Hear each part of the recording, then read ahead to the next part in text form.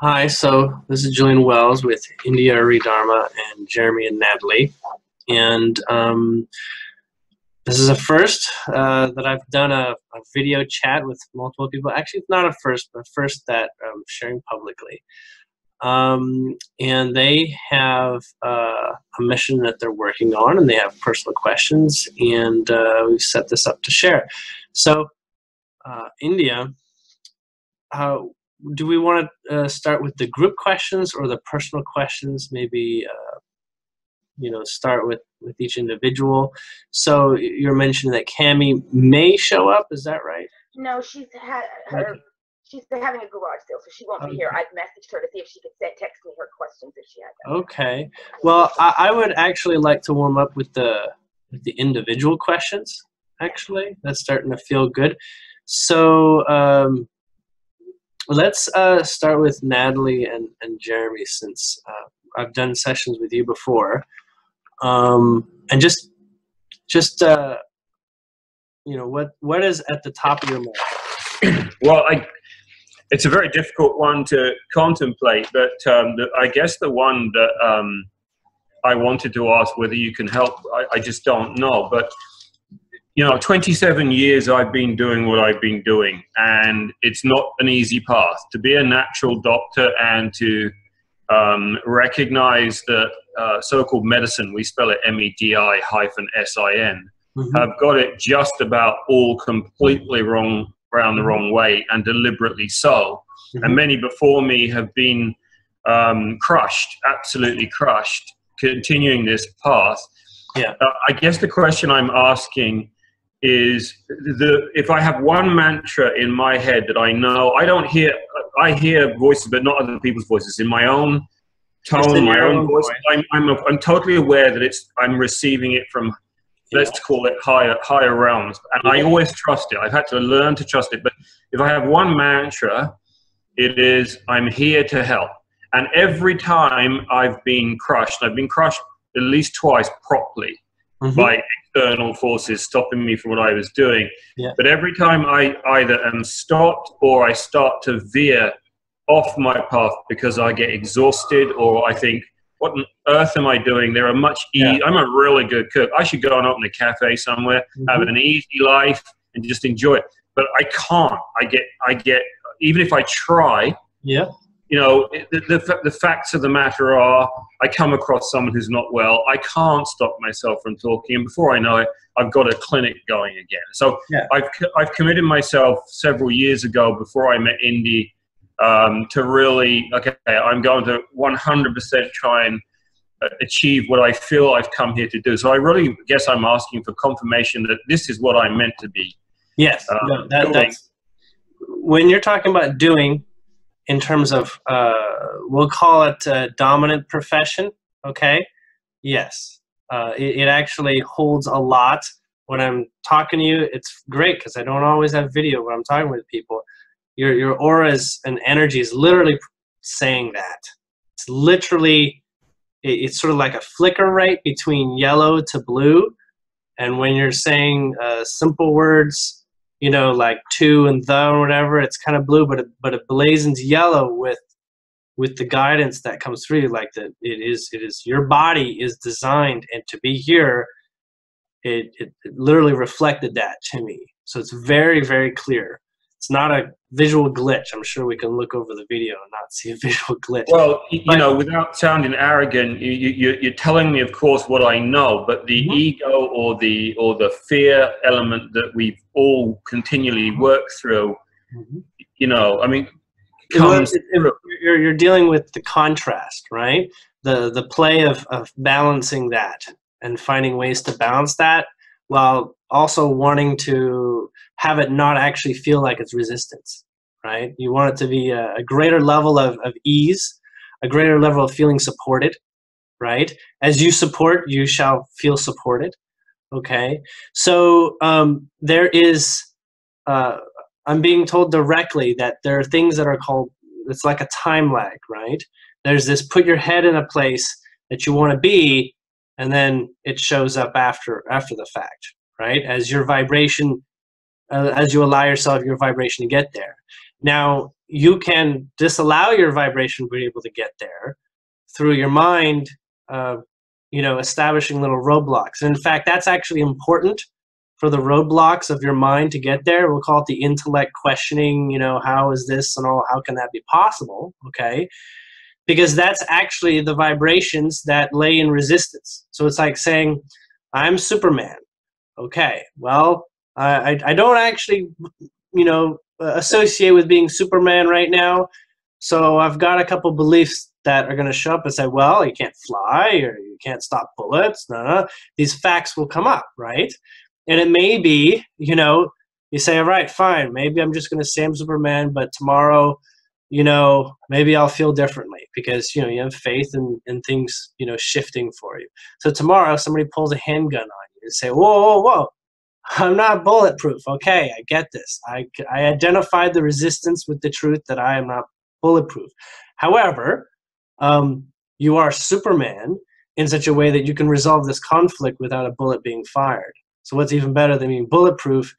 Being outside the vibration of being able to be shot, right? So in another way, you kind of are Superman. So there's these, it's like a vibrational similarity, right? So all these places that you observe issues, that you observe blockages in your outer experience, right? Things that make it challenging, right? First off, it's meant to be challenging. Helping people would, if it was as easy as cake, you would not be in a growth process, okay? There would be no learning in the process. There'd be just gliding, and you'd actually become bored. You'd actually become dissociative from it. And there's points, I'm being told, that you have actually had that. You've been like, no, and you just sort of coast, and then you coast your way off your dinner plate. You're kind of like, yeah, I'm kind of, you know, I'm ready for a little bit more engagement, right? And so that shows you what kind of healing you are actually wanting to be involved in. You know, that level of depth, that level of connection, that level of closeness with the people that you work with. Okay, that, you know, so distance healing is not the same as a little bit more personal healing for you. You know, more in your face sort of thing. Because you have a lot of empathic receptors that get you more engaged, closer, a stronger relationship with the vibration of what you're looking at. Okay, you're actually a significant puzzle solver. You're very, very into problem solving, and so you actually expect you know, something to be kind of new almost every time. You'd actually prefer it to be a little bit different every time, while you're still using resources you already have. What I'm being told right now is that you are also very good at listening, but you specifically choose the state in which you do that. So you have to make a moment, create a space. Although you understand as your higher mind, as you practice that, you'll begin to, and you identify who's working with you, as in multiple individuals, and you can choose. You can literally say who's going to work with you through your mind, you know, which spirits or beings or guides or whatever. You get to choose that by stating it out loud. It's no more powerful experience than to say it out loud, because that's a firm, strong affirmation, energetic request. All right. It's like if you have a genie, you got to say it out loud. You can't just say it in your head. So in your case, do that. Practice. Choose about 3 support team people in every environment where you're able to retain focus, you're able to retain your mind space where you can listen, you know, stillness and whatnot. They're already there. So you can't pick the wrong people. You're going to synchronously pick the ones that are already, you'll identify them already. Okay. And some cases will be different. It's actually going to change a little bit depending on a person's prior spiritual religion or background. You're going to find a little bit of cooperation between the other person's you know, energetic spiritual background with yours, since you have this capacity of having a high empathy with other people's religion and background information. So I'm being told that you also need to do just a couple things that perhaps are making, you've probably already done this, but this is a high level of clarity that's going to come from it, is write down things that are particularly unusual we call them your puzzles. If you identify a puzzle, write it down, because sometimes you're wanting to get somewhere with this puzzle, and you're getting to a frustration stress level. And these are not just with your profession. This is your life, actually. So when something's really, iffy, you're not quite sure, whatever, just write the question down. Following the question, you'll basically say, I request additional data. I request additional information. I request things that will help me feel what's important here. Because oftentimes your puzzles are like many, many, many concepts mixed into one. It's like it's a lot of energetic themes all requested in one. And what this will do is it'll pull threads of specific importance coming out.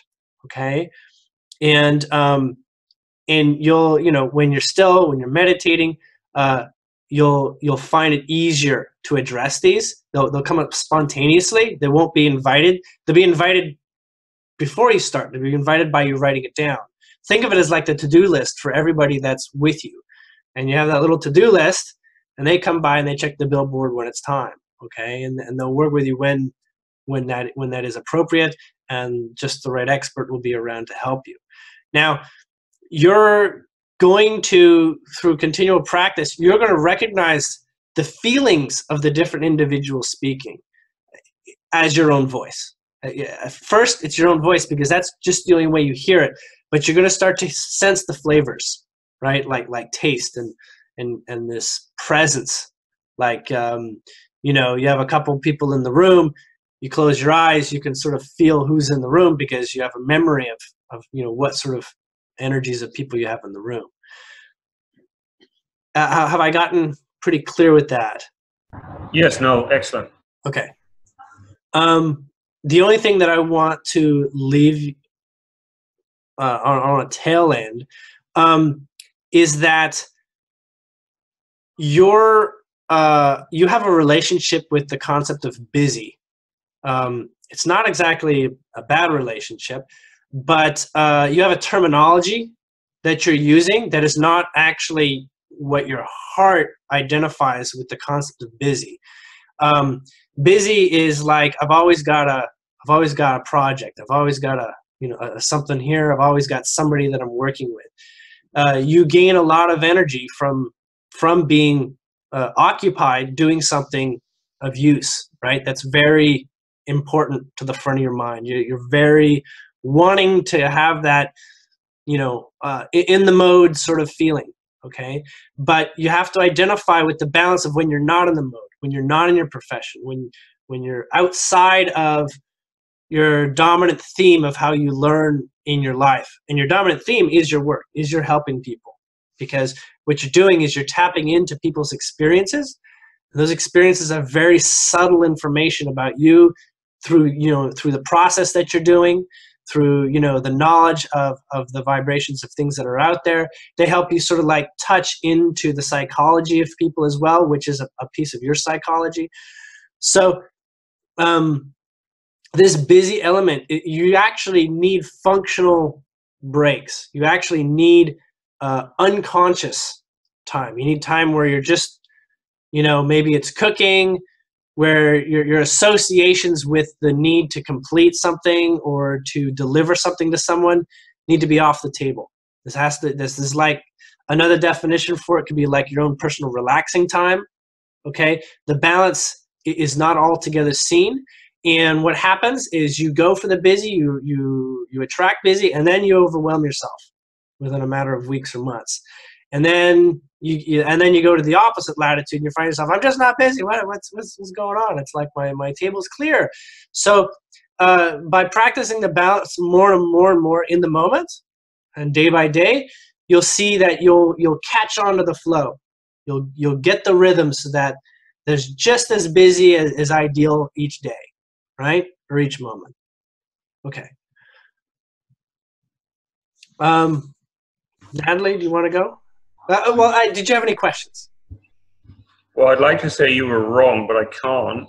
And I can validate that you were right, just in the term. Anyway, we'll not go there right now.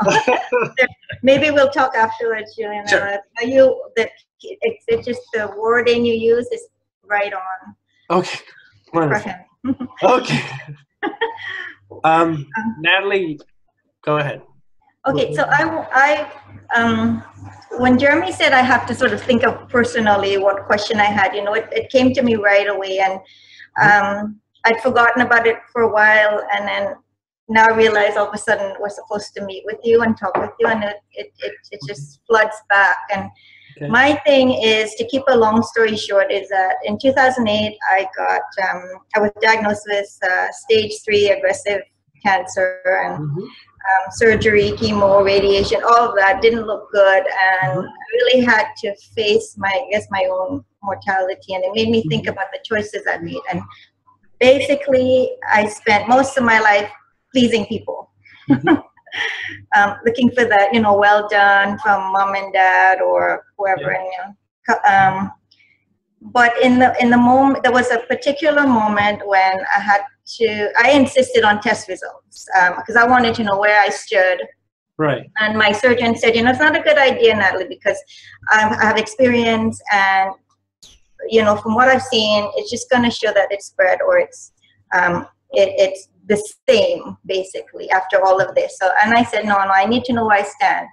And I did that thing that I guess people do when they are facing their end or whatever, and I just say to the universe, if I get good news, I see that I've sort of not wasted my life, because I don't like to have regrets, but I definitely didn't put my own needs first, nor my own happiness. And I said I'm going to find my true path, and I'm going to finally do what I'm meant to do on this planet and why I'm here at this time. So that's where I find myself now. So that was in 2008. I spent about a year in treatment poisoning, as we call it now. And I'm fully recovered. I'm vibrant, but I'm still sort of looking and searching. And I have to say that in the last couple of years, I marvel at how much I've learned about topics that I had I didn't touch on at all to most of my life. And so now I'm into crystals, and this stuff, I love it. Crystals, pendulums. I've got a Cameron aura meter. I don't know if you know what that is. It's like a dowsing. It's a special dowsing tool.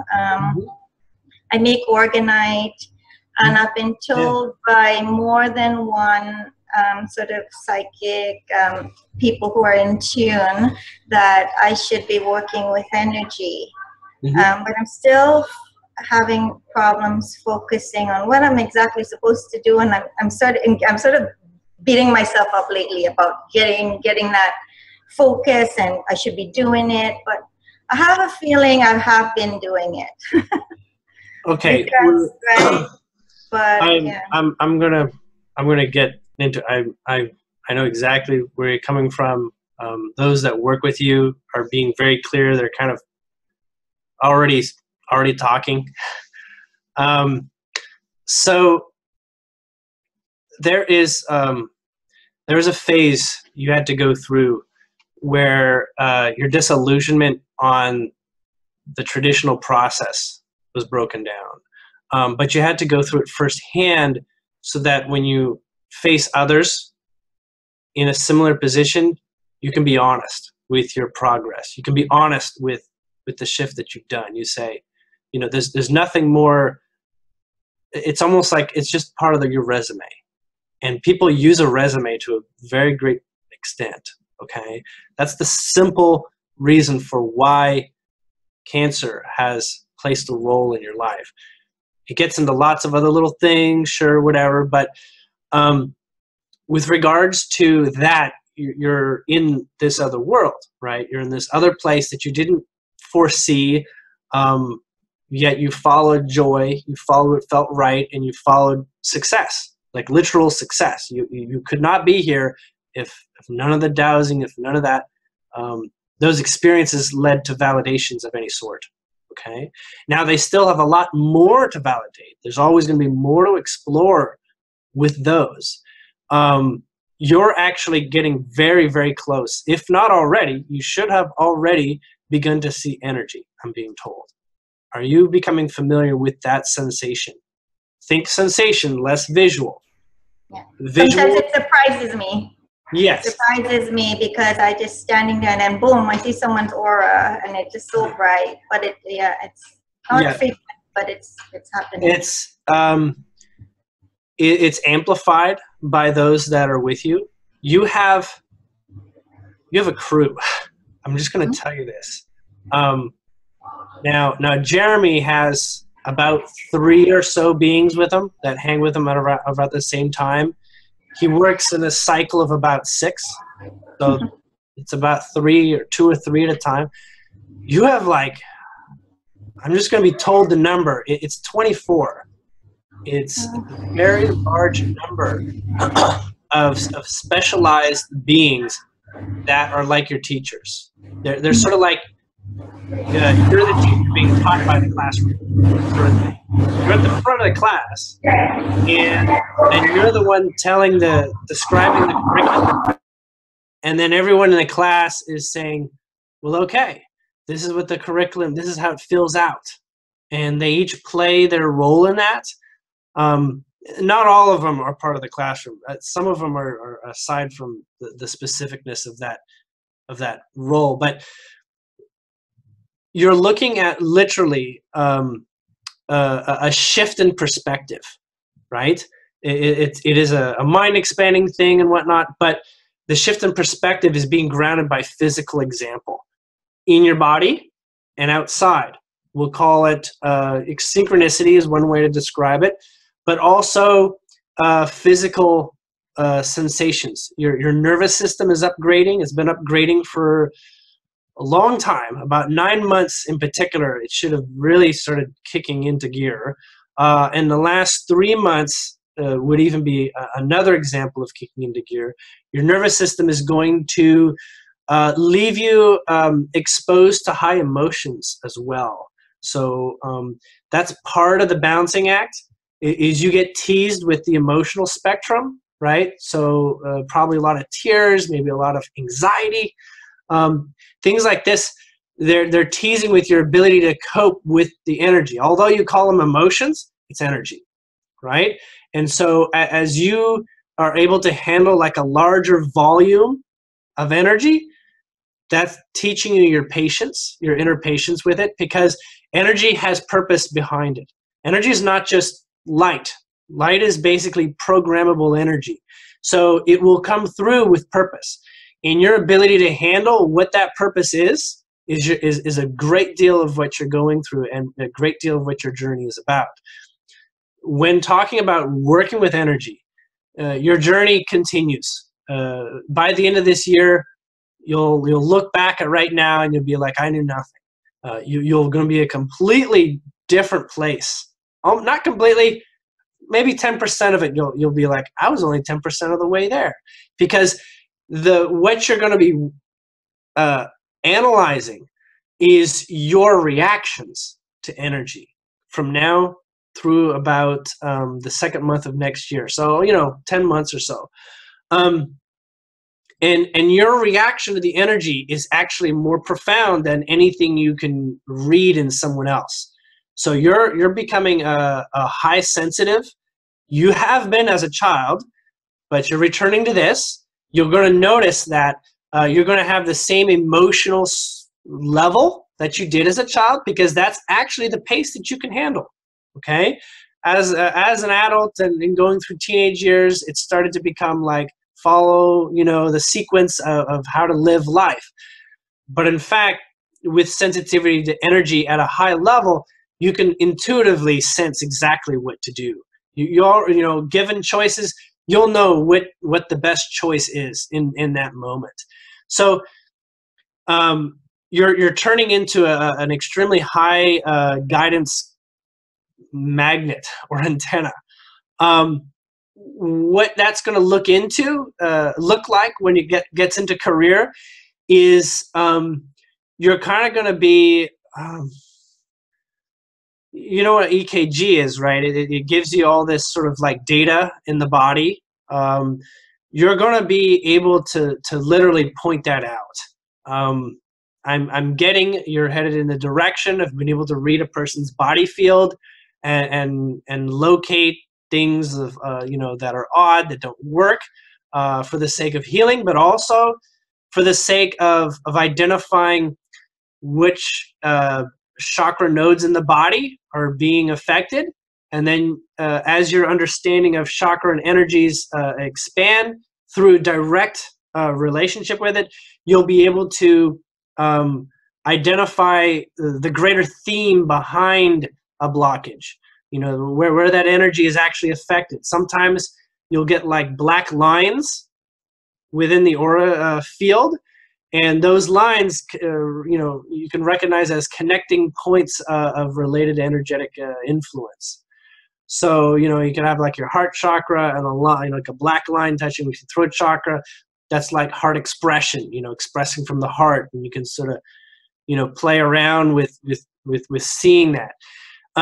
You're going to get more and more visual things that are anomalous to you.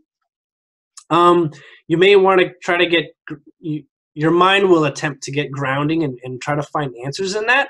But in fact, it's a little bit more like exposure to, you know, stronger sunlight. You just got to get used to this. And so it's like your mind will shift in that way, and you'll get more familiar with when and how that comes up. But don't hold too much anxiety at the beginning of that. This is Cary. She's one of our tribe members as well. She wanted to sit in and listen. She got her time mixed up. We're in time zones. Jeremy and Natalie fell off. Don't worry though, because I'm recording, and so they'll get pieces that they missed. So he just said, yeah, he just got back through his connection in the island. It's a little bit wonky. So the last thing I was going to share that they can catch in the recording is that she has it's a little bit hard to explain, but she has a time loop to her childhood that's actually really, really prevalent right now, which means that she has a lot of attention to be giving to her sensations and emotions as a child. She's going to begin to recognize. Oh, since she's there, I'll repeat what I just said. Can you hear me all right, Natalie? Yes. Yeah, the computer just shut down on us. Okay. Boom. So I was just saying that the other thing that came up is that there's this time loop to your childhood. It's kind of hard to describe, but there's this specific element where you're repeating your childhood, that you're going through similar themes that you probably don't identify with your childhood until you look at your childhood, until you start to remember and put things into context right now that have a high emotional quotient to them.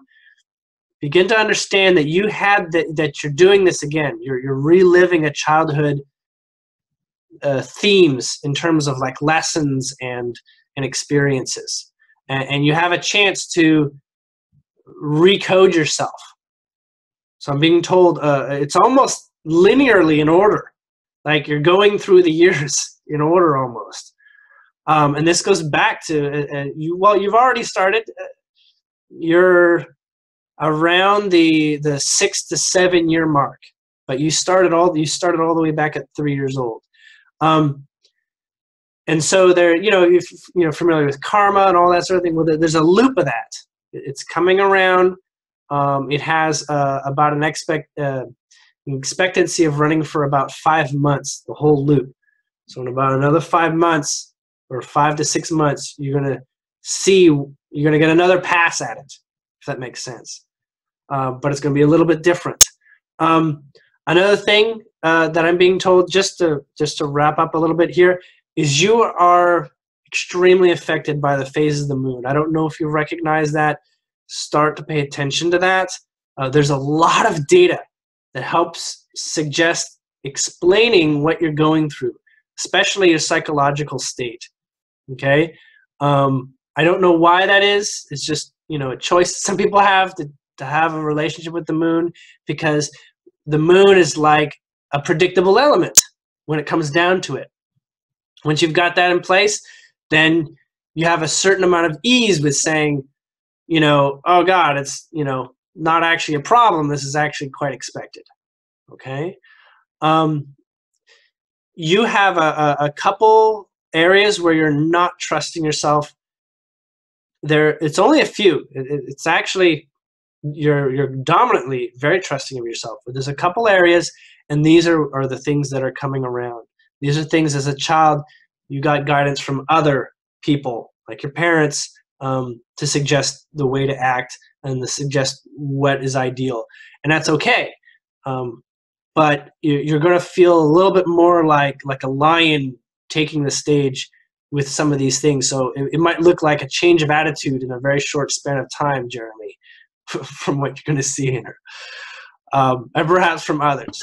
Yeah. Natalie just said you haven't seen that lately. No. No, it's all good. It's all good, because when we got suddenly shut down, you know, and the computer had to restart because it was trying to cope with all the truth and wisdom, was, from my point of view, having helped Natalie. I met Natalie when she had the diagnosis, and then we've helped, although she'd learned a lot herself to get herself better, we then did the rest. She's vibrantly well. But what's very clear, when you talk to Natalie for enough time, if she'll talk to you, because she's still really shy about talking about this stuff, is that she was very sensitive as a child. And, you know, she got plugged into the program and went off to be a good little robot at school. She was very good at school, so she was programmed really well and got all the A's and da-da-da-da. But that was the downfall, and it really took, and she got into a good career, and she can really be a career woman. And the cancer, and these are Natalie's own words now, which she gives me permission to use, cancer saved my life, is what she told me since we've got together. And so it's been a deprogramming, because Natalie, her essence is an artist, but she's also very sensitive. But she's still dealing with that nervousness, which I've been through a long time ago when I knew I had a gift. But you go through this kind of, really, are you sure you're being a bit arrogant, like, until people start to bring it out in you. But Natalie's got many, many, many gifts, and she's just finding her feet exponentially so to explore that and not be shy, I guess, about it. Yeah, by the end of this year, around the February point, there's an image given to me where you're going to be like, bing, bang, boom. That's just what it is. Bing, bang. This is what I see. This is the information. It's either useful or not. This is what's coming up. This is what it is. I'm very sure. I'm very assured in what I'm sensing and what I'm saying. And it's sort of like a backup to physical properties. So it's a little bit actually kind of like what we're doing right now. There's like a supporting, you know, what you probably already know sort of thing. But like, you're going to be helping a lot of people this way. I mean, when you talk about numbers, I'm told not to give you numbers, but it's good. The number gradually increases as your capacity increases, but the numbers get very high in your future. You know, kind of like conference hall sort of numbers. Okay, that's not this year. This year is much more about personal sensitivity. Your diet is doing really well for this, and keep a focus towards your diet, concept of diet. The diet itself can change, okay? And being sensitive to that is very key. I'm just going to let you guys know that we're going to go longer than an hour that we scheduled, if that's all right, because I think everything's flowing. So just let's not hold too much pressure on the timing from my end. Yeah, no, okay? We are so not stuck in time, Julien. We don't know day, week, month, year. We have to keep track, like look at, literally, that's like the space we're in. Okay. Well, do we want to talk with Cary or India? Do you want to go next? I have a question, and then you can ask Cary a question. Absolutely. Now, Natalie, heed what he's telling you, because I'm going to tell you, the first time I talked to this guy, like in a session, he told me stuff that I thought he was batshit crazy. Still loved him, respected him, but he's telling me like I'm going to be like talking on a radio and blah, and I'm like, you're high right now. Like, stop this. Fast forward. So anyway, so Julien, as you told me before, kind of what you said, everything sort of came true, and then on steroids. What I seem to have found is that no matter what I try to plan, like intellectually set forward as a path, you got carpets pulled up. I'm always going this other way, but not in a bad way. I always end up in a place where I feel like I'm supposed to be. Is there, I'm not sure if I believe in like destiny or fate, or if we create these things. I'm not really sure what's going on. So kind of, am I walking a path that's been laid out by me or whatever beforehand, or am I just being coalesced into this undulating energy of something that's moving forward that I'm just part of, and we'll see how it unfolds? Okay, well, you're speaking to the old fate and destiny process, right? First off, you're very effective when your passion's there. And as you have a strong emotional spectrum, I mean, like you're very, very present in your emotions, and you take them seriously. Very good information comes through there, as well as very disappointing information at the same time. But that's not, that's still making use of a good, useful tool of direction. So you're very guided by your passions, and they're going to be very rapidly moving. You're in a period in time where that nature is actually amongst the most requested, so that people are not caught up in what happened last week or a month ago. They're very like, this is where it is at. This is where it is at. In the old world, it sounds like it's called flip-flopping, right? It's called, what are you doing? It's like, well, if you're passionate, that's where you have the energy. When you hold on to something that you've already moved on, okay, your guidance says, I know what I did. I know who I was then, but I'm here now, and this is actually the most effective version of me you're getting. Holding true to that as you are, and you only know how to do, that's extremely appropriate. That's extremely in line with what is, we'll call, in your timeline, in your intentional process of who you are. Okay, in some worlds, you'd be prescribed drugs to not be that way. Here. Okay, right.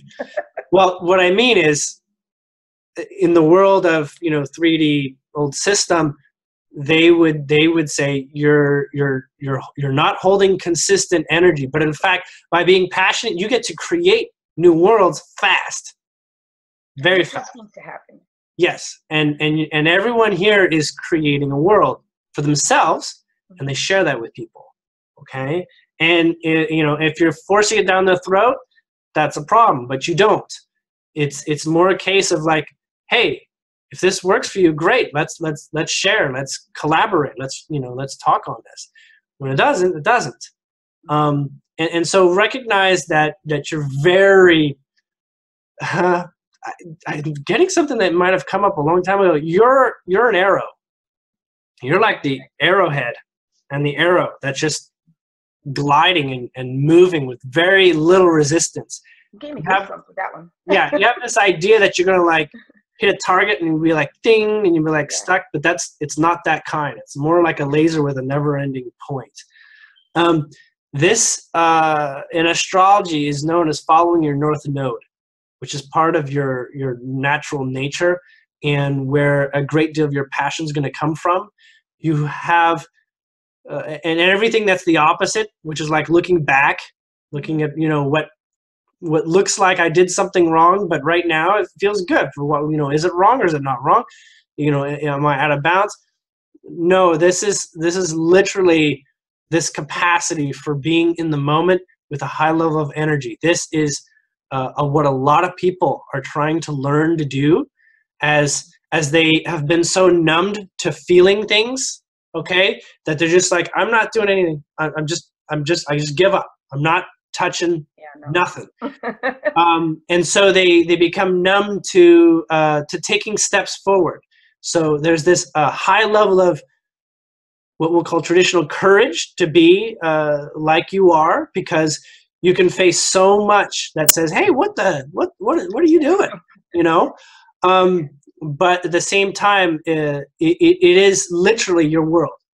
As much as you can take and get a grasp on it yourself for you, that's the pace at which you create. That's the pace at which you can handle this. Okay? And so you use a lot of data around you to give you an idea of where do I want to put my passion, because you're just chomping through this stuff. You're chewing it up. It's like a giant 6-foot sandwich that you're eating as fast as someone is eating like a regular little bun sandwich. So it's not surprising. In many cases, a lot of other people would have extreme spikes of anxiety by sort of reproducing your nature, by emulating you exactly to a T. Right. So a great part of you is actually an inspirational figure, where you stand, where you speak from. That inspiration is a measurement for other people to actually get comfortable. And as you look at your past that appeared to be, what was that all about, or something. It all makes sense, though. It's very experiential, prospectively. It's like I don't have regrets or angst. It's like everything led me to where I am. And I feel like I'm most effective because half the things that people go through, I've been through. So I don't just talk about something I heard. I've been through it. I've been homeless, been broke, been rich, been, you know what I'm saying? Been all those things. So I kind of think I learned my lessons the hard way, but I'm grateful that I did, Yes. And speaking from experience is a grounding, rooting tool for people that observe you or have a connection with you, because that lets people know that in some cases you're not blind. You're not walking around with your eyes closed.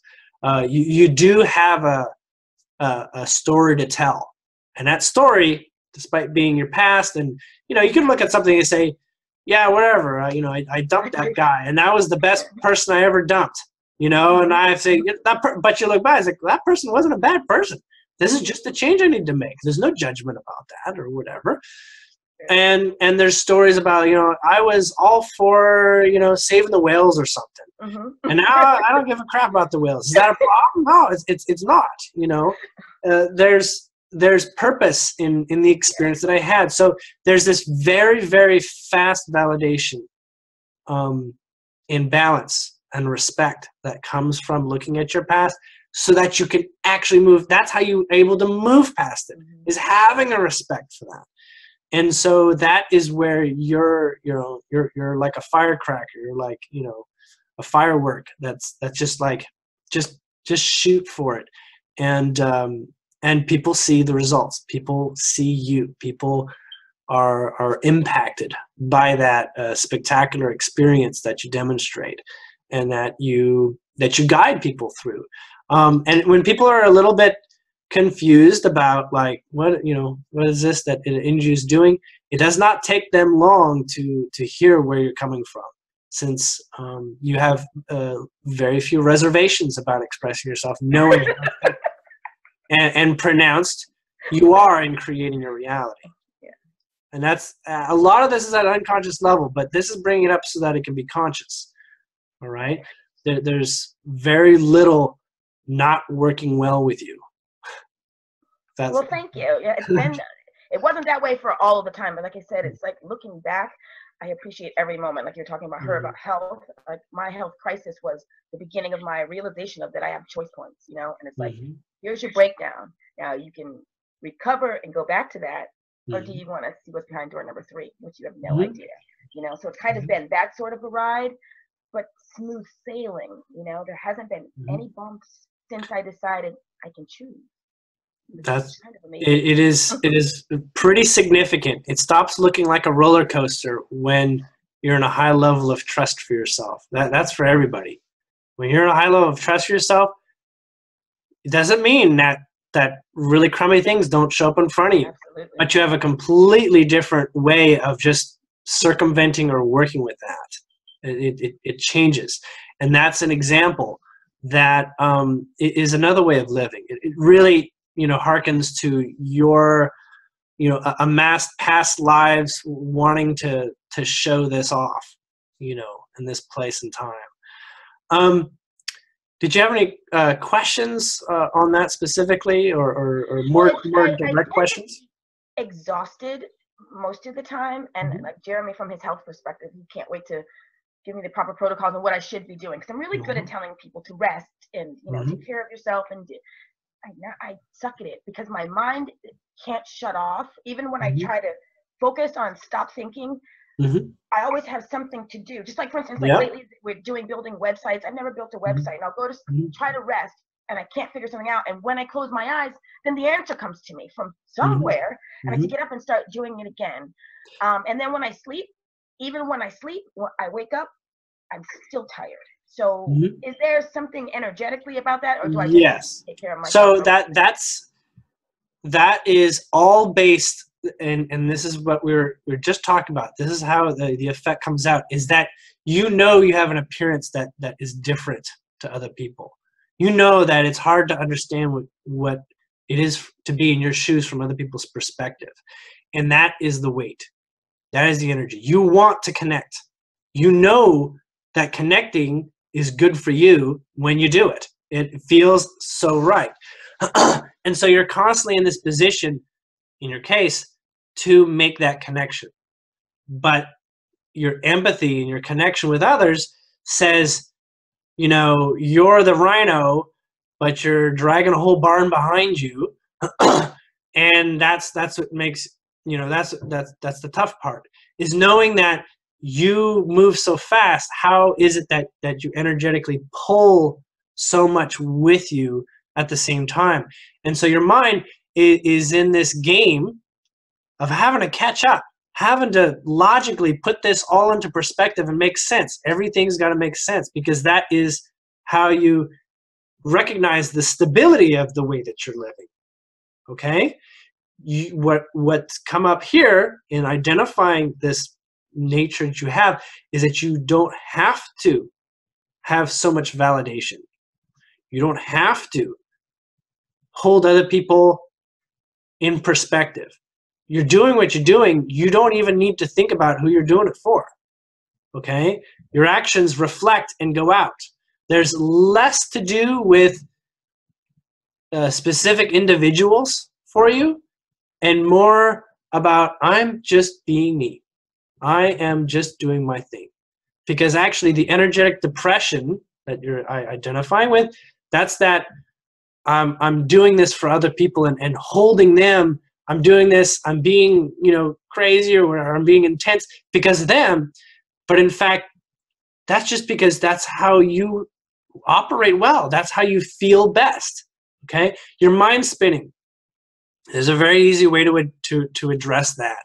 And that's through meditation. That's through practicing a regular meditation. That's through doing things like yoga. That's things like, taking deep breaths and slowing down the literal exercise of the brain. Now, the brain has, arteries that connect to your heart so that you can pump blood to your brain. And when you have a lot of oxygen there, then your brain can do a lot of calculations per second, and it thinks a lot, right? You do a lot.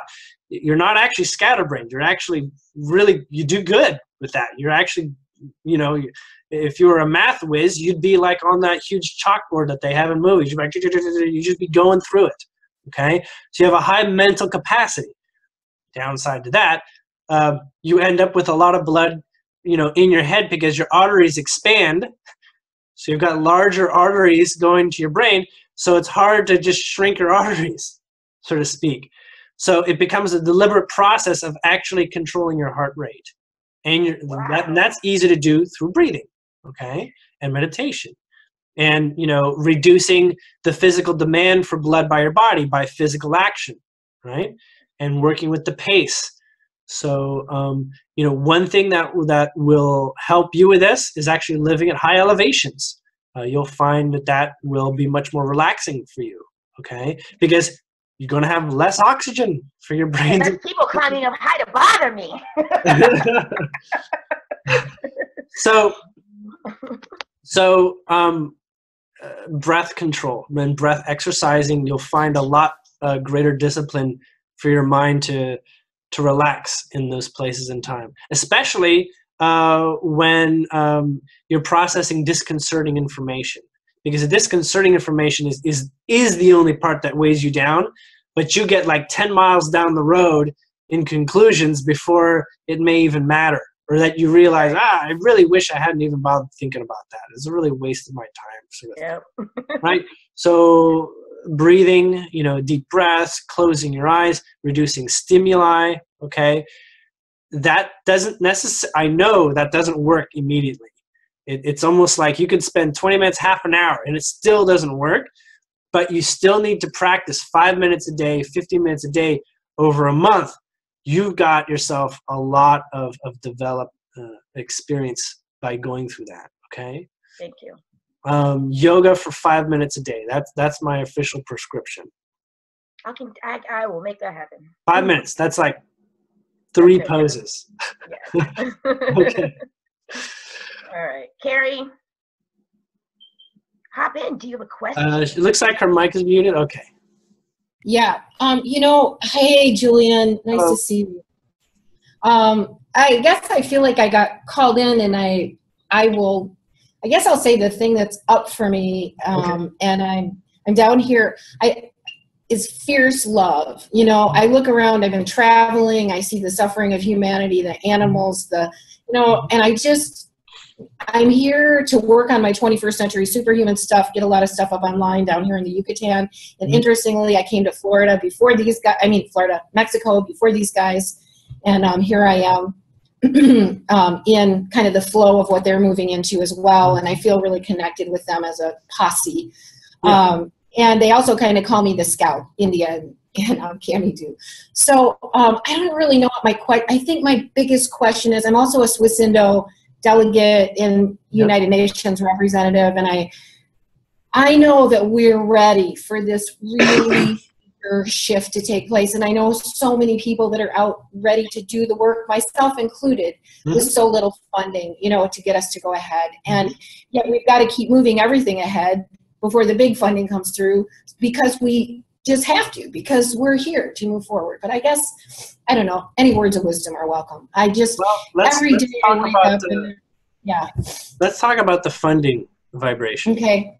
Great. We all know how to take care of ourselves, but like in your group's case, you're wanting to expand that capacity to help radiate that truth to others, right? Like if you were on your own, you'd always find a way to manage money, not an issue, okay? Right.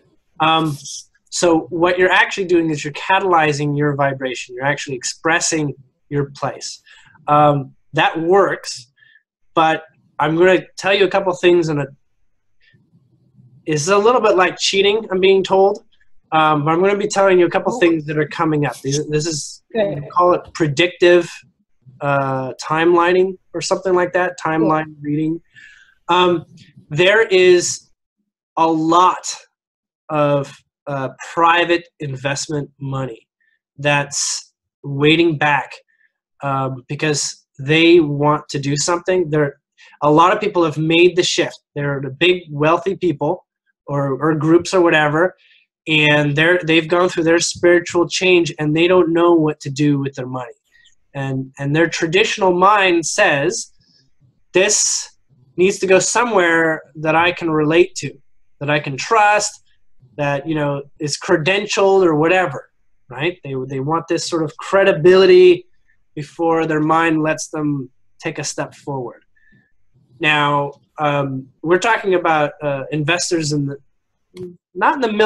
thousands, several thousand individuals that are putting feelers out there into the internet, into researching people that they seem to be sent to find and look into and stuff.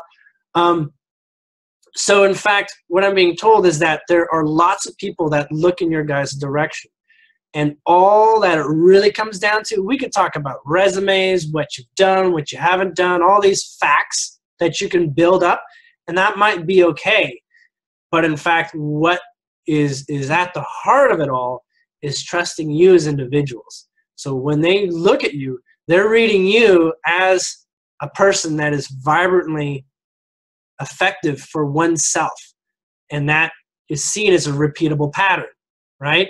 So what you have going for you as an example of personal achievement, not as a resume, but like through your energetic presence, through your ability to express, through your excitement, okay? Excitement is the motivation.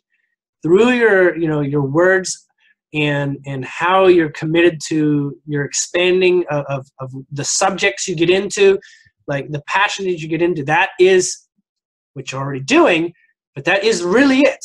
That is really all there is. You may just not know how that hits the tarmac with regards to funding. Authenticity is it. The support comes through personal authenticity and sharing that. If you want to help the world, you need to put yourself into the world by sharing yourself to the degree that you have the transparency of who you want to help, right? People out there, you know, a lot of people don't want to be helped because they're afraid of asking for support, right? So they don't get help because they're not willing to address those who have the help for them, okay? This is the opposite. This is the exact reciprocal of that. You want to help, but you have to also not be in that vibration that says, I'm not being asked to help, right? You are being asked to help. And you have all the capacity and you have all the inner nature and interpersonal nature necessary. And so, you know, whether you have, you know, skills to stand up on a stage and talk with people, it doesn't matter. If you have the capacity to share with one individual, that one individual can be the person that does the standing on the stage, if that's not your part, you see. So what's needed through fulfilling the intentions you have, that all just slides into place. That all just shows up synchronistically. You know, people fill in those roles. People maybe identify with your mission, what you're doing, and they'll see the gaps and they'll be like, hey, I can help in this gap. I feel connected. You know, and then they sort of join this sort of team type of thing.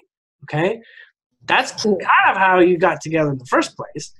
But it's the more that you trust that process and identify that that's just how it works. There's no anxiety. There's no deadlines. There's no time in which this has to happen. It happens when you're in agreement with the balance of how it happens. So it's actually can happen all in a weekend, right? If you're all ready for that. And most of the process for why there's time involved, why there's this buffer, why here and not already there sort of thing, is that you have inner programs, inner beliefs, inner whatever. And we're not saying they're good or bad. They're just not in the vibration of where you want to be. Otherwise, you'd know you're there already. You'd see the physical evidence of it. So instead of saying, stop thinking like that and don't do that and don't do that, it's more like take little threads out and see, okay, I've got, you know, yesterday I went through, you know, plucking flowers. And that has nothing to do with what it looks like in my mission. But plucking that flowers, you realize that you came across an inspiration in that flower. And you said, oh, this flower actually sort of symbolizes you know, something in my life here, you know, this sort of energy and all that. And it starts to change a really subtle part of your brain, and your mind sort of agrees with the fact that you're caring for this flower, but symbolically it's the same energy you would give to another person, right? But your mind doesn't want to think about other people because people got egos and whatever. So you get the flower version of it, right? So you get like a micro energetic symbol version of that. And so you recognize, I do care for things, you know? And yes, I get frustrated when people can't hear what I'm saying and I can't get the words out, or they're ignoring what I'm saying, you know, when they're right in front of me and they can't hear it. It's frustrating. But I can talk to a flower and a flower doesn't judge me. And the relationship shows in the flower that I'm able to nurse it to health and make it live a long time or whatever. And so that, you know, these subtle programs live out in less scratchy to the ego ways. I don't know the words, right? But less abrasive ways for your mind to feel like it has to make big mental changes in approach and attitude, things like that. But you're always, whatever your attitude is in the moment, you're supposed to have that. So do well with that. Do well with whatever grief, discomfort you have as well. Find the respect in why you get those. And so that when there's that level of respect, it's almost like excessive silver lining attitude, right, in some ways, but only in so much that you're not aggressively fighting it. For example, we could say the flower, flower's not a person, okay? You can say, mine says flower's not a person. It doesn't feel, it doesn't have the same issues, it's not creating no. Everything is in a pattern, right? So flower does equal person. Flower is actually amongst the most conscious life forms in the plant kingdom, right? And amongst the most important, funny enough. So, and that's just an example. We're not talking about specifics, but, it is an example of how things come into perspective. Small picture is just as important as the big picture, because as you deal with little things in your life, they reflect in big changes in the outer world. And so there's just as much inner work as there is sharing your experience of the inner work with everyone else. And that's where being authentic is, right? You're sharing that fact that you are making changes for yourself that you really like, that you really feel good about, whatever, new information you came across, and that you're exercising. A new thing like this. Some people, they get caught up, and I'm being told this sometimes happens, you get caught up with, I used to say, love coconut oil or something like that. But you found something better. Like, why couldn't have I wish I had known, whatever this new oil is, I wish I had known that. Now coconut oil seems like second best, and maybe it is. But there's an acceptance with the process that you've gotten to, the new modalities. And that's just it. That's how you are in a position to not prevent the new modalities from showing up. Nothing is the best. There's always better, and always keeping your mind open to that and exploring that. There's lots of what you call programs that get sent out there to say, this is the new best oil, right? We're like, oh, no, I don't know about that, because, I have feelings about that oil, but in the end, everything is actually the illusion, right? It doesn't matter what oil it can be.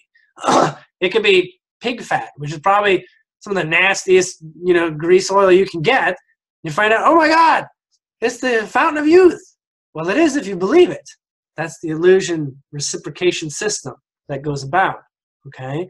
So the only reason why you have a consistent tool like, coconut oil is the best thing at the top, everybody should drink, you eat coconut oil or something, or, is so that you can reflect in consistency with everyone else, right? So it's like, yeah, we all agree coconut oil is really, really successful, And so you have a common tool to reflect with people. But it can be just as easily, we all just figured out that eating bacon is the best health benefit you can do. It's just a reflection of your ability to be connected with that. There's no real rules. There's no firm, this is absolutely the best. There's always an improvement in circumstance, because there's always an improvement in your vibration. Okay? There's always more aligned. And there's no circumstance that is the ultimate. And so that's how you identify with the constant growth process. And as you demonstrate the constant growth process that you have in authenticity, sharing, who you are, what's happening, being honest with both things that you've evolved from. It's a little bit, what India has gone through, right? A little bit of being honest with what you've gone through. And your ability to find respect is another way of saying, this is how I found balance.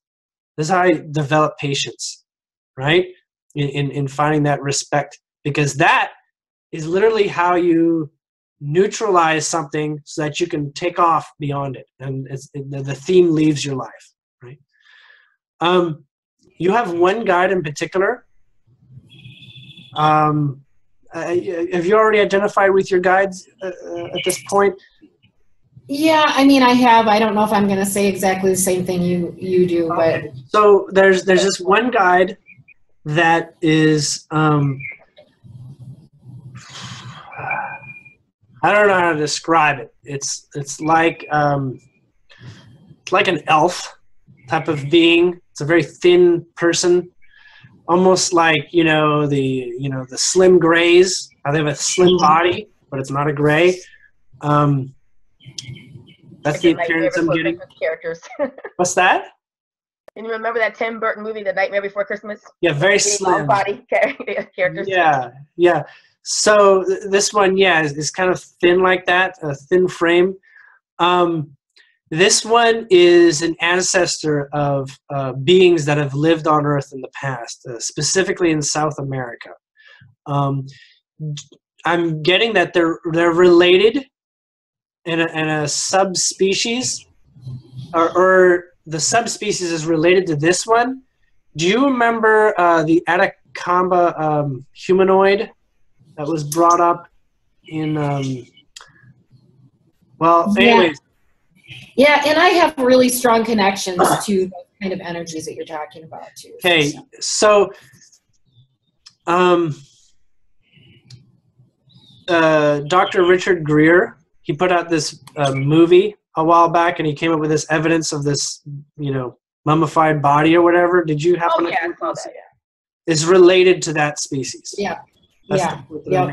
And they all basically lived in the South America region, right? Yeah. Populated that. Can't stay away from there. I can't stay away from there. That's right. Been to Peru twice in the last year.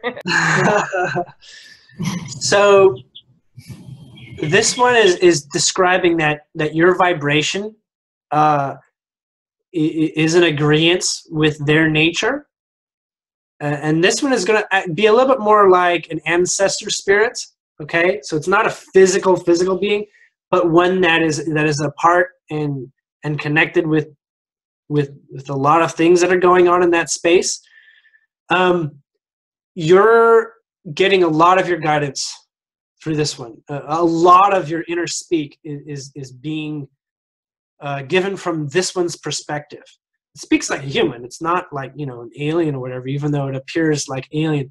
They've made their home.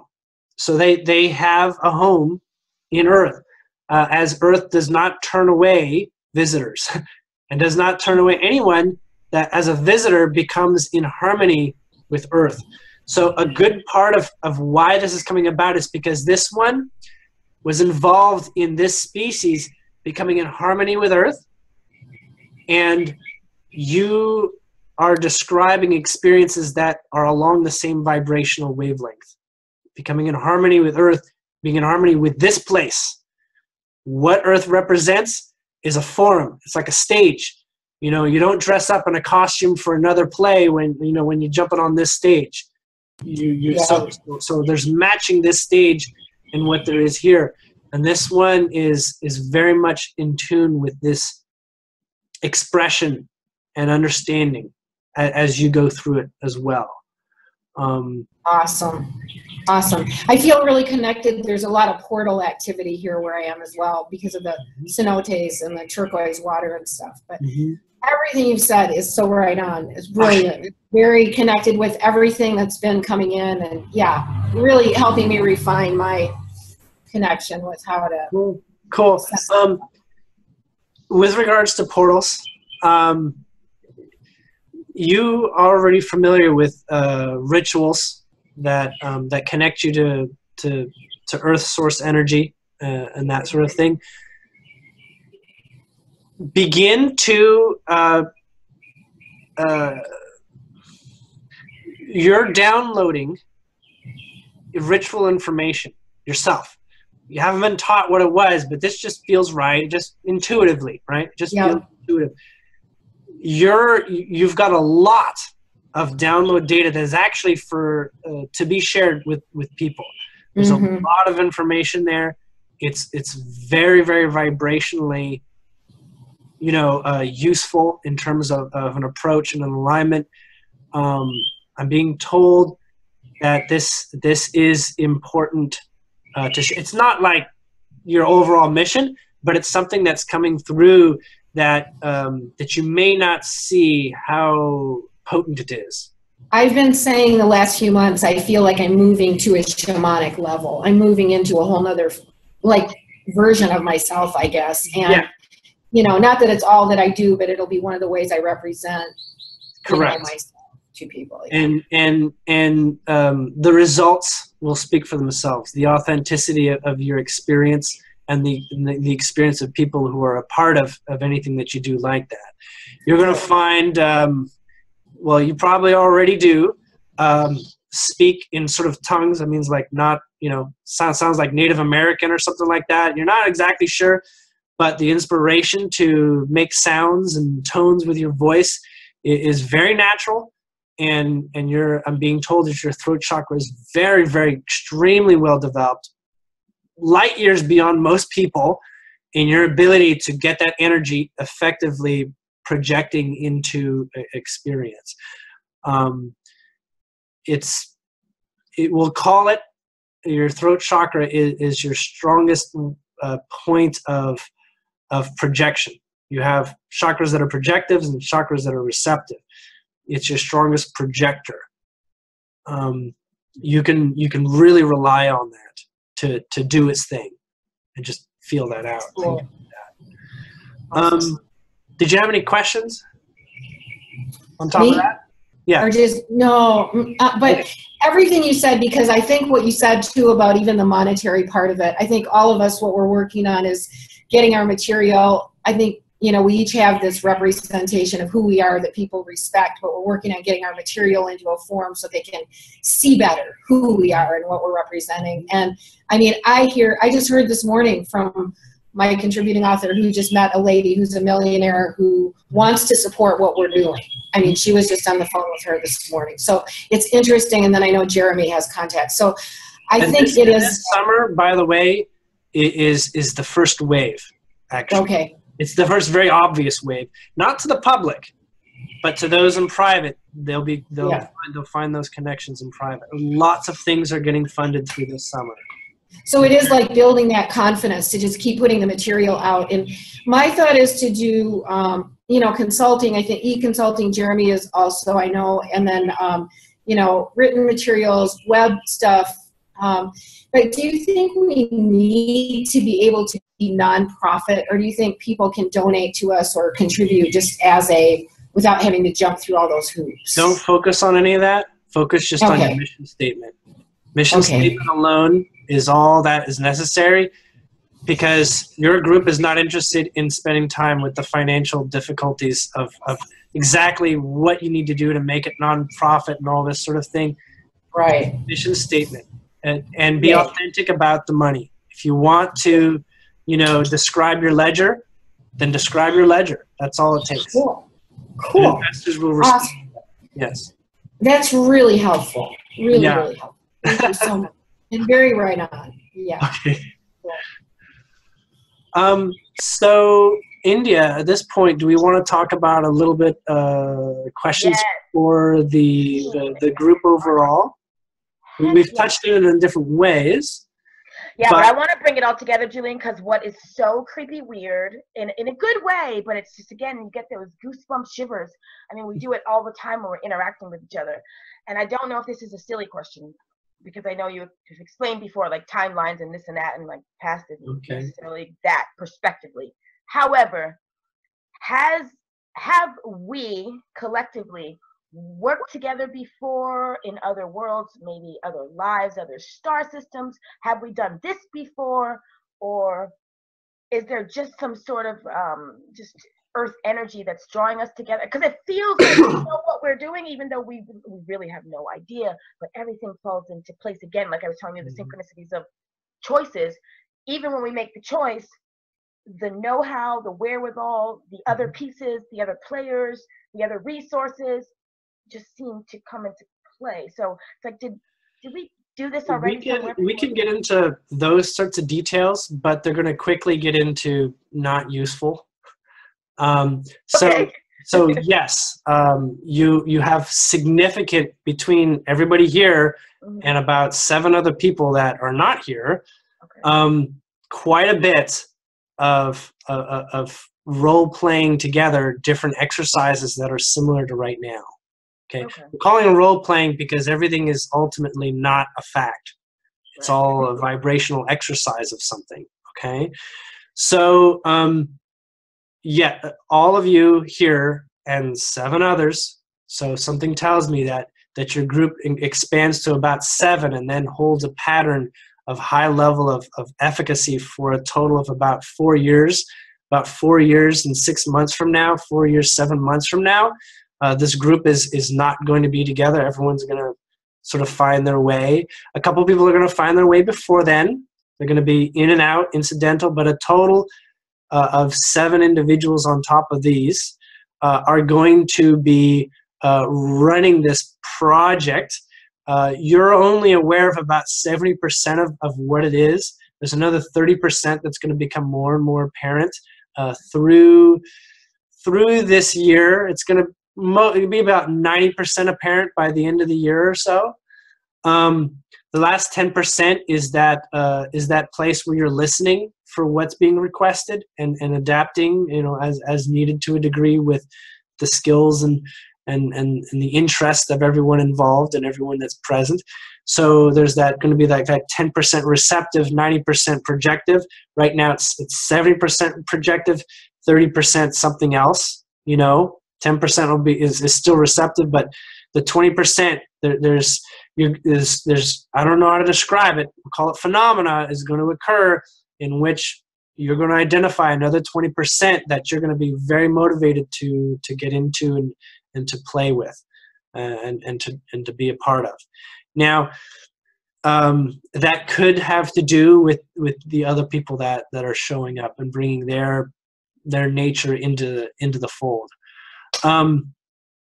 You're looking at approximately a year and a half from now, you're going to get into a great deal of very solid connections with other groups similar to yours, like a working mirroring relationship, like what have you learned and what have I learned, and there's going to be a lot of cross collaboration and travel and things like this, where there's going to be a point where about a year and 3 months from now, you'll get to a point where you feel very, very grounded, very efficient, right? You're going to feel very effective, and you're going to need that growth spurt. And so for about a 3-month period, you're going to find yourself interconnecting.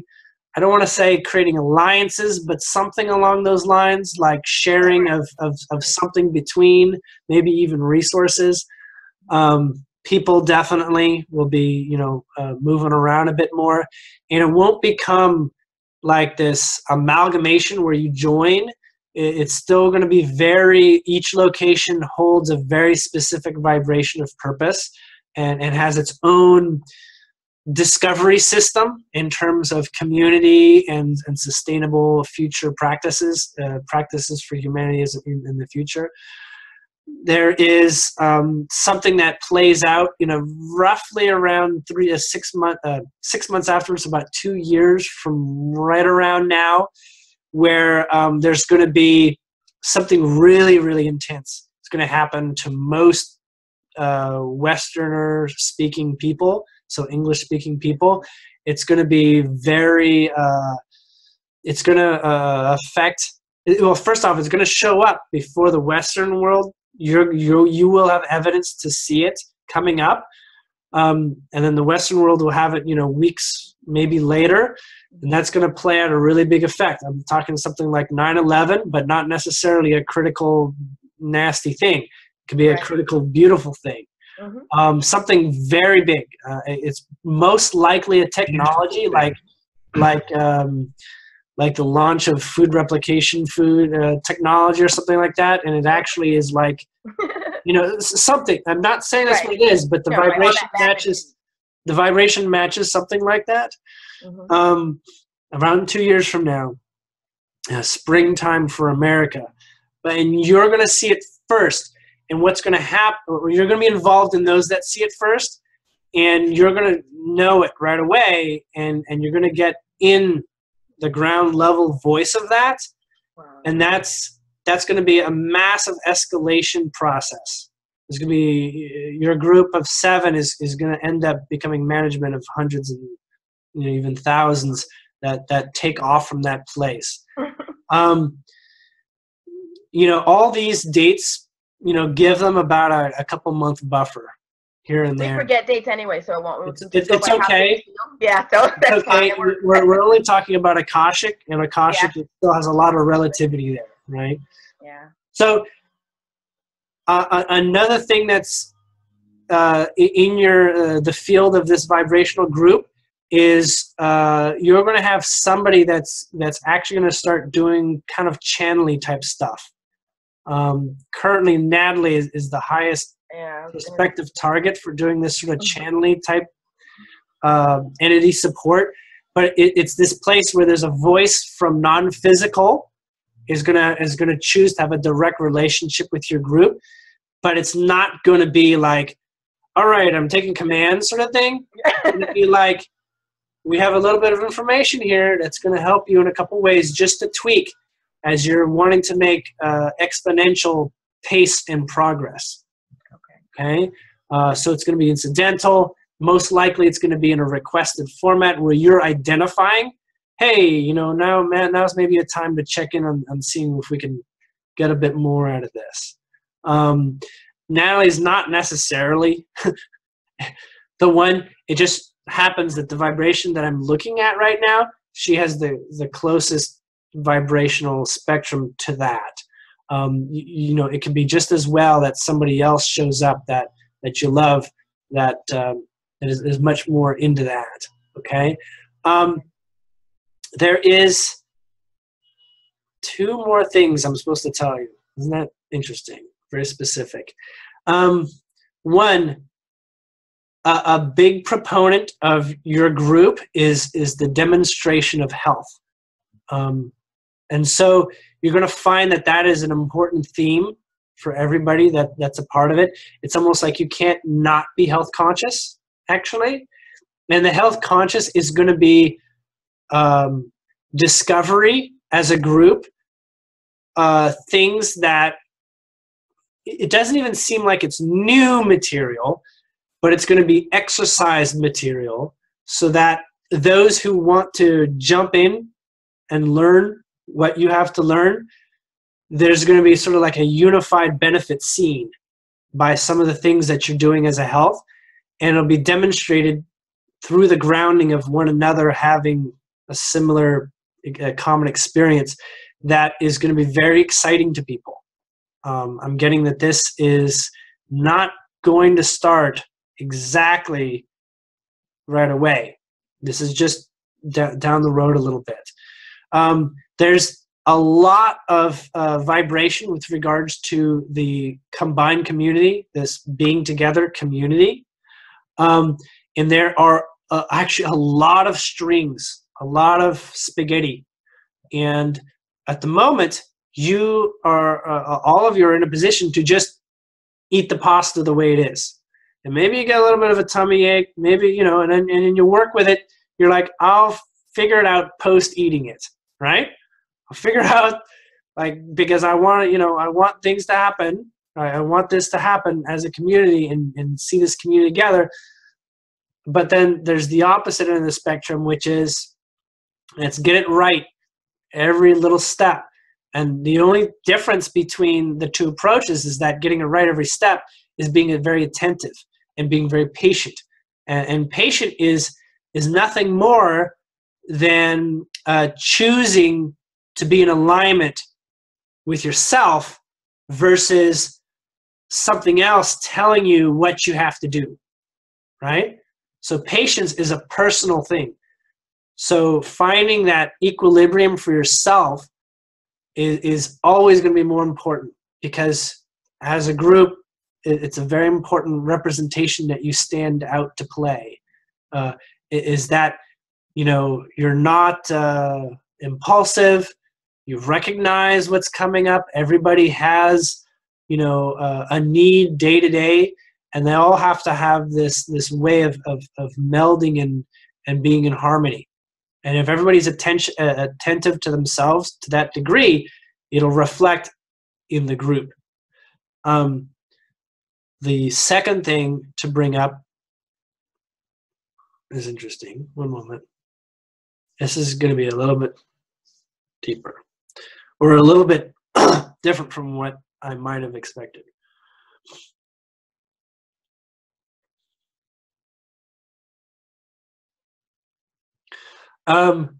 Water is your number one theme.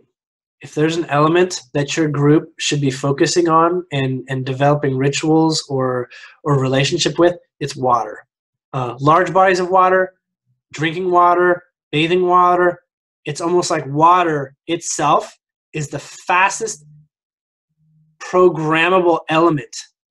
So when you have choice and intention, water is going to be your number one tool. Secondarily will be crystals. The crystals can help program water. So at the same time. Singing Jeremy's song. He's like the water boy. We should call him that. But and I don't just mean drinking. All about like, water. No, I mean teaching about it, educating, restructuring. Yes. He has a product line based on water, health protocols. I mean, like that's how Natalie and I met, was to talk about water. Yeah. So water is a very significant energetic, not just theme, but a practice. Okay. The theme is clear. You just gave me feedback to suggest that's already okay. You know, everybody's in alignment with that. But it's going to be a practice, something daily, something that may not be normal on the outside world with what people do with water, and maybe even something you do as a group. I don't know. But a body of water, you're going to need to have access to one, or the one that you have access to, you're going to have a relationship with that. Wow. Significant relationship. Most likely, I'm getting images of summoning broader energetic councils to the body of water, almost like a whole bunch of like non-physical beings show up on the lake, or you know, the pond, or the river, or the ocean, or something, and they all stand there, and that's where they want to speak with you, because that's where the water can have a connection. So you stand in the water like up to your ankles, and then you're sharing a higher empathic connection, something along those lines. Wow, that's interesting. Yeah, that's kind of something. You all know how to create holy water. It's just water with blessing. But your mission statement should be not more than 2 sentences. Okay. Right around 2 sentences is the ideal point. And that you should always have water available with that programming associated with it. Always. Like, you know, have a glass that has the mission statement like taped on it or something. I don't know how you, I don't want to tell you how to do it, but that's an example. Yeah. And it should be glass. If it's not glass, it can be like copper. I don't know if you've ever heard of copper. And the other alternative is actually a wooden vessel, water vessel. Those 3 are very ideal for holding resonant programs. I don't know how to describe this. You know geodes? Yes. Drinking water out of a geode is probably the strongest program you could create in terms of the physical, immediate delivery system of a program you intend. So you want to be in really good balance, otherwise it will not work at all. Your guides will not allow this powerful a tool to exist for you to play with unless you are really in it. Okay? So your mission statement will work really well in this case. Now, regarding the mission statement again, it's actually still supposed to be organic. Do something where you revisit it maybe every month. As a group, everybody equal say, and see if you can't find even more beautiful words. It should feel beautiful. That's all it comes down to. And if everyone agrees to the same words of beauty, then that's pretty much what your mission statement is. Because the beauty is going to invite energy. It's going to have the love quotient associated with it. All right?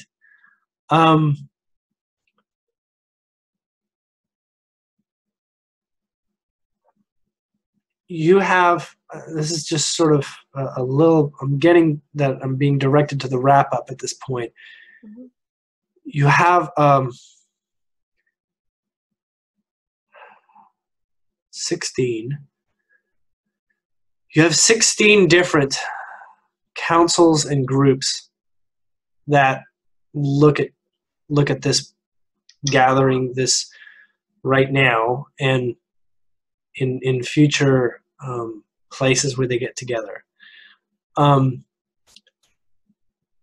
They all have, each council and group has its own vibrational directives and intentions, processes and whatnot, but you touch these in various ways of importance. You're supported by them in ways that you are in vibrational alignment with them. These probably will be found in the channeling type of information coming through. They will find a way of being easily invited through the body of water thing that I described before. But it's not that important for you to, depend on them. In fact, it's entirely important to be doing your thing, as you're actually feeding them data. So you're giving them information as much as they can help you. It's more like, the student does the learning, not the teacher, right? And we embrace that. We kind of enjoy that role, that we don't have to be dependent upon something else. No more waiting. It's like whatever we have, this momentum, we're going to just put it together and just move forward. And, again, we don't, people are always sending us, like channel messages, or somebody said this, or this reading said this. And we go in to get our own information together and, keep what resonates to whatever. But as far as waiting to hear on the outside what's going to happen to us or what's going to be tomorrow, we're completely let that information show up synchronistically to validate. Okay? Because they are interested in letting you know that you're connected in various ways. When you're sleeping, it's a lot easier to see that. But for the conscious mind, you're standing in this apparatus of an illusion of a world of physicality, and they are not in it, but you are connected. And so a lot of your downloads are associated with that, a lot of your inspirations, a lot of, synchronicities, a lot of connections that happen. They're involved, and you can trust whenever there's a panic or what do we do, or is this an opportunity or is this not an opportunity, or whatever. They're there in that subtle level to back you up. You'd be like, you know what, I knew the answer. I knew this, and then they're just reminding me of exactly how I was feeling, and maybe touch a couple more touch points or something. I realize that I get into that position a lot between people and their guides, but I also choose that that's not my full-time profession. I choose that I'm vibrating and creating my reality the way that I choose to play in my life. I'm not a channeler or whatever. If that comes up, it does. It's not necessarily an application of what I choose to be. But incidentally, each one of you and those that are coming, you'll all have a perspective of passion that's going to bring your guides into the fold, and your support staff, each individual support staff, they're all going to play here. And a good deal of them right now are identifying this as vibration of play. All right. Play is that place where the seriousness is not that intense. There's no critical timelines. There's no critical deadlines. Yeah. If you're not having fun, if your vibration is in good spirits, then you're dragging something that that you ought to sort out and move on. Sometimes individuals will have a bad day, they're in a mood or something like that. You'll find that whether they want to be cheered up or not, maybe by the others, it's paramount to hold your personal vibrational space, including the one that's having an off day, maybe, or a couple people are having an off day, or maybe they read something and that gives them an off day and they want to share with everybody. When you identify the team not feeling like a team sort of thing, go to just return to you. Each one of you just return to you and say, this is happening for a reason. There's knowledge here. Maybe not specifically the knowledge that this one is maybe sharing, but it's happening for a reason and all that. And you'll find that it turns around really quickly. And thankfully we have humor, and all of us have that in common, where even when, because it's a lot we've been doing, and just over the last several weeks, things that we've never done, and didn't even know we were going to do. We had a very short learning curve, but thank God we all have this crazy sense of humor that even when you just literally you could be crying, somebody says something and you're pissing yourself already, you know what I'm saying? And that is, you really nailed it with the fact that we play, even through the parts that other people identify as stressful.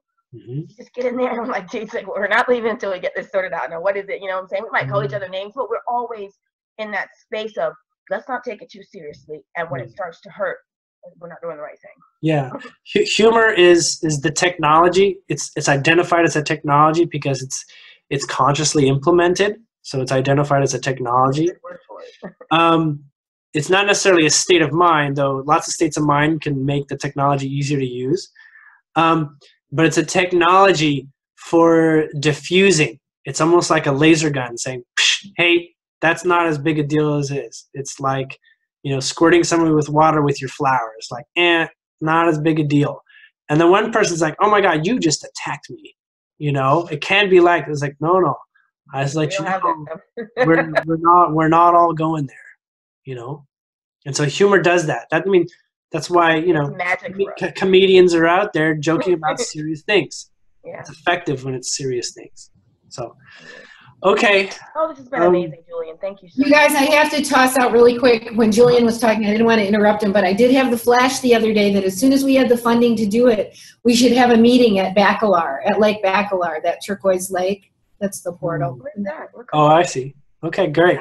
What country? It's up the road from where I am right now. Oh, I can never, you never know where Cary is, so I'm just saying. Might have been in I don't know about meeting, but we should definitely eat. Yes. Now, do you all always have visual meetings? Yes.